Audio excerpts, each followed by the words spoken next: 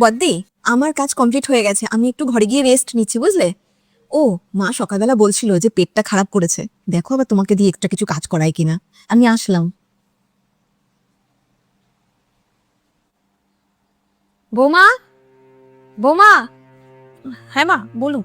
বলছি যে আমার পেটটা ভালো নেই, আজকে আমার জন্য রুটি বানিও না, হালকা কিছু একটা করে দাও। আপনি দেখেছেন এখন কটা বাজে? অলরেডি আমি রুটি তরকারি সব বানিয়ে ফেলেছি। আজকে রুটি তরকারি খেয়ে নিন, কালকে আমি অন্য কিছু বানিয়ে দেবো। দেখেছো বড় বৌমা কিরকম ভাবে কথা বলে গেল আমার সাথে? এটা কথা বলার ধরন বলো?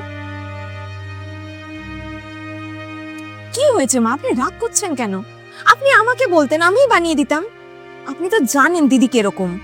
দেখুন মা, আজকে তো ডালটা হয়ে গেছে, আমি কালকে আপনার জন্য ভালো কিছু রান্না করে দেবো। বাহ ছোট বৌমা, তুমি কত ভালো। তোমার মতো যদি এরকম বড় বৌমা হতো খুব ভালো হতো। বাহ, আমার মা তো আমাকে দারুণ বুদ্ধি দিয়েছে। সাপও মরলো আর লাঠিও ভাঙলো না।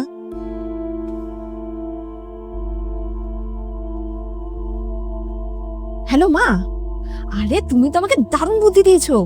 আমি তো দুজনের সাথে হেসে খেলে কথা বলছি, আর আমি দুজনের কাছেই খুবই ভালো।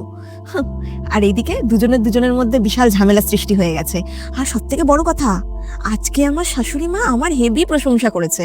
বুঝতে পারছো তো তুমি?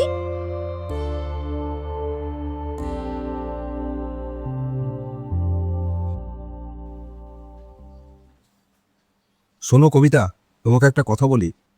যে জোরে জোরে কথা বলে সে সবসময় যে খারাপ হবে তা নয়। যে মিষ্টি করে কথা বলে সেও কিন্তু খারাপ হতে পারে। কেন, কি হয়েছে? সেটা তুমি সময় আসলেই বুঝতে পারবে। বড় বৌমা যেটা বলার সেটা তোমাকে বলে গেছে, কারণ ছোট বৌমা বড় বৌমাকে উস্কে দিয়েছিল। আর যে ছোট বৌমার তুমি প্রশংসা করছিলে এতক্ষণ না, সে ফোন করে তার মার কাছে আমাদের বদনাম করছে। মনে রেখো, যে উঁচু গলায় কথা বলে সে কিন্তু সবসময় খারাপ হয় না, বরঞ্চ যে মিষ্টি সুরে কথা বলে সে কিন্তু বিপজ্জনক হতে পারে। তার মানে তুমি কি বলতে চাইছো? ছোট বৌমা আমার সাথে